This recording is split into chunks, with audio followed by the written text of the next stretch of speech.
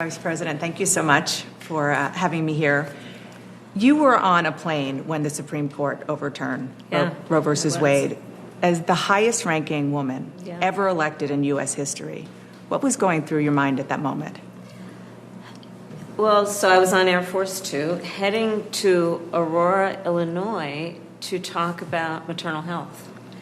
We were with Lauren Underwood, with the chair of Judiciary, Dick Durbin, Senate Judiciary. We were headed there to unveil a plan based on the work we've been doing to ensure that women receive the kind of support they need during and post-pregnancy. And, we thought that the decision would come down sometime soon, but not at that moment. And I was shocked. And it's one thing when you know something's going to happen. It's another thing when it actually happens. And I just actually turned to CNN, and I couldn't believe it.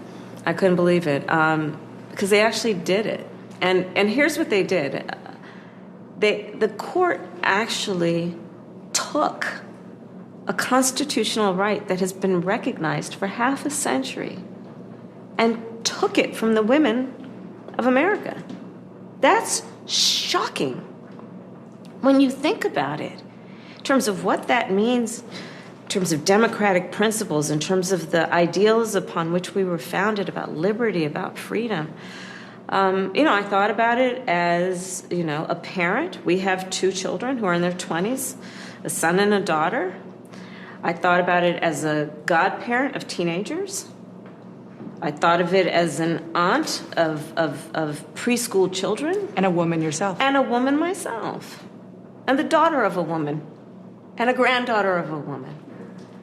And, my husband and I are actually talking about it. We have a 23-year-old, and my mother-in-law's in her 80s.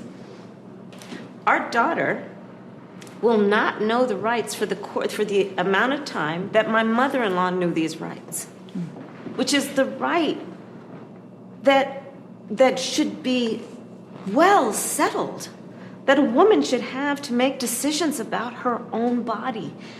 And when we think about it, everyone has something at risk on this.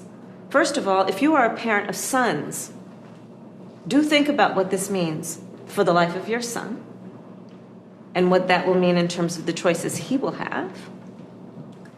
Do think about it in the context of the fact that they wrote this decision, including concurring opinions, that suggest that other rights, such as the freedom to make decisions about when you were going to start a family, the freedom and the right to make decisions about contraception,